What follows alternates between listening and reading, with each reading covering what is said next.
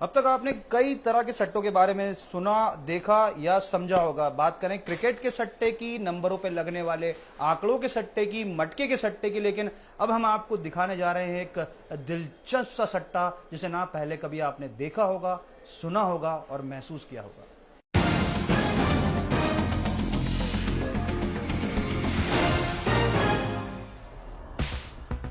सट्टे बाजार का खेल निराला है।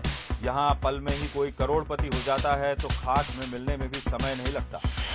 नंबरों के साथ दौड़ते दौड़ते सटोरिये अब ग्रहों की चाल से कदम ताल मिलाने लगे हैं। इसे सट्टे के धंधे का आधुनिक रूप कहे या फिर कुछ नया करने की चाह, नंबरों के साथ अब ग्रहों पर बाजी लगने लगी है।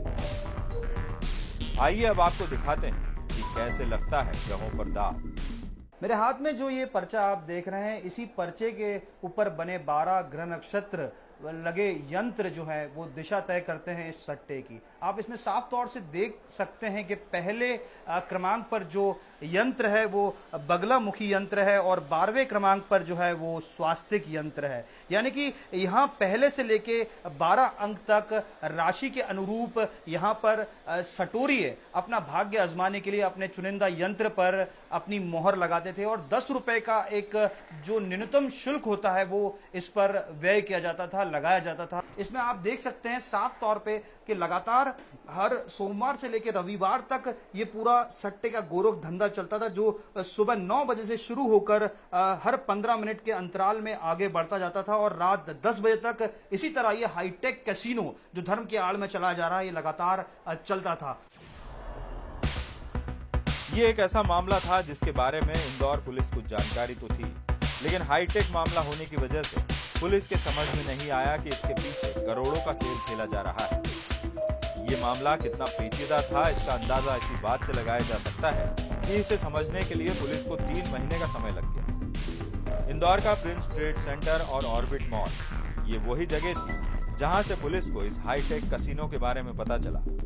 इस कार्रवाई में पुलिस के हाथ लगे विशाल प्रजापति और प्रिंस चौक से पूछताछ हुई तो पता चला कि यह हाईटेक कैसीनो दिल्ली से चलता है और ये दोनों महज एक एजेंट थे।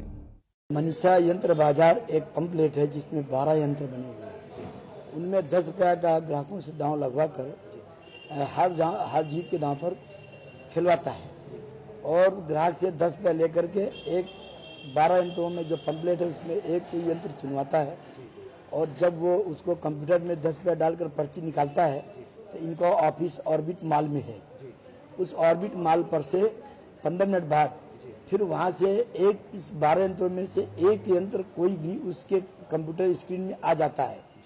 यदि महंगा हुआ अगर स्क्रीन में अगर वो यंत्र आता है तो ये एक चांदी का 2 ग्राम का सिक्का ग्राहक को देता है और यदि वो महंगा हुआ यंत्र नहीं आया, कोई अन्य आया तो वो पैसे हजम कर जाते हैं, मतलब वो उनके हो गए। इस प्रकार से हार जीत के दांव पर जो है यंत्रों के उसमें से कंप्यूटर से खेल रहे हैं। तो क्या ये हाईटेक कैसीनो या फिर सट्टा केवल 2 जगहों पर ही चल रहा है? यकीनन नहीं, लेकिन पुलिस के पास कोई पुख्ता जानकारी नहीं है। ये बात तय है कि इस हाईटेक कैसीनो का कारोबार करोड़ों रुपए का है, लेकिन पुलिस के हाथ फिलहाल खाली है। धर्म की आड़ में चलने वाले इस हाईटेक कैसीनो का इंदौर पुलिस ने शुरुआती दौर में तो पर्दाफाश कर दिया है, लेकिन यहाँ बड़ा सवाल ये उठता है कि 10 रुपए के महज न्यूनतम शुल्क से शुरू होने वाला ये सट्टा आज अंतर्राष्ट्रीय बाजार में करोड़ों रुपए की शक्ल ले चुका है। ऐसे में पुलिस के लिए बड़ी चुनौती ये रहेगी कि धर्म की आड़ में चलने वाले इस कैसीनो से कैसे उन लोगों को बचा सकें जो अपनी किस्मत पर दाव लगाने के लिए तैयार बैठे हैं। कैमरा पर्सन धर्मेंद्र सांगले के साथ आदित्य सिंह, बंसल न्यूज, इंदौर।